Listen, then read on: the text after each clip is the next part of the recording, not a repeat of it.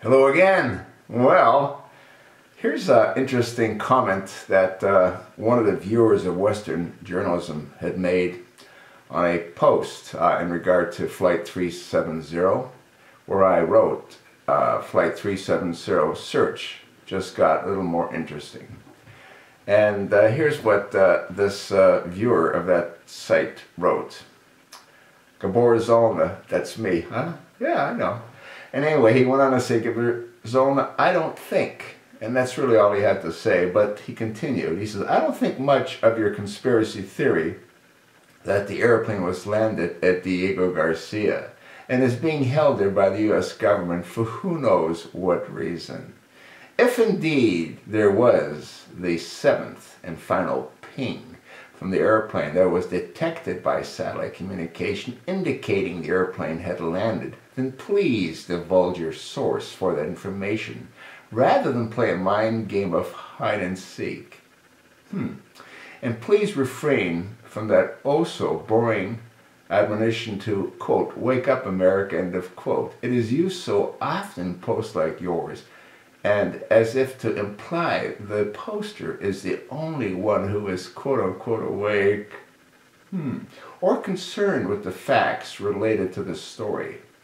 It's presumptuous and arrogant, and to that extent subtracts from your argument.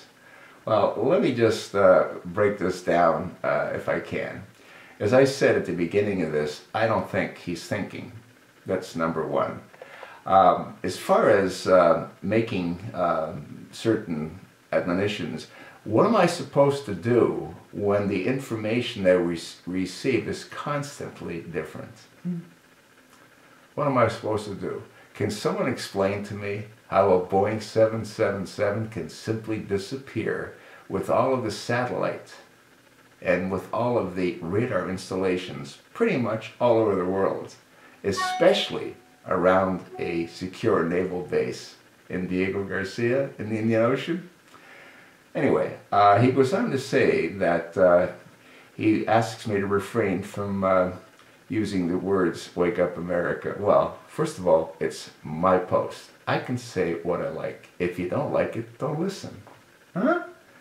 And then he wants me to provide a source. And if he's listened to my other videos on this topic, I had said that I'm not certain as to whether or not that seventh ping finally took place. I have read it on a number of posts.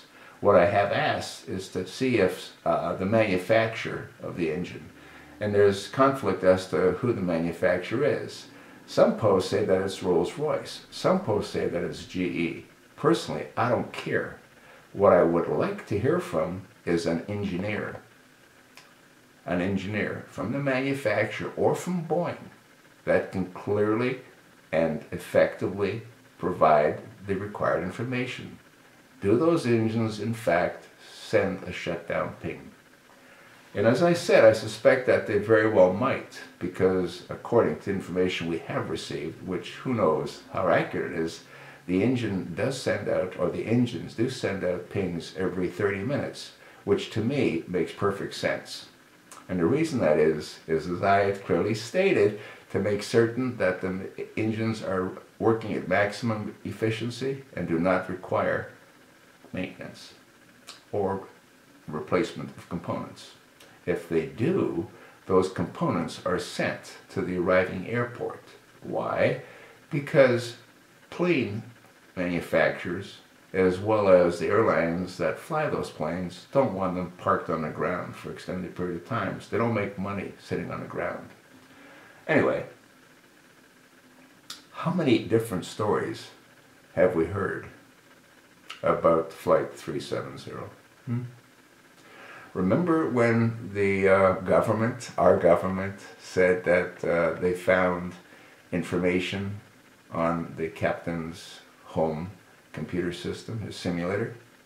And then they said they sent the hard drive to Virginia, and then they said there was nothing on the hard drive. So which story should we believe? I don't know. I haven't got a clue. All I'm doing is the best that I can based on the information that's readily available. And if this viewer doesn't like it, He doesn't have to watch my videos. He doesn't have to read my comments.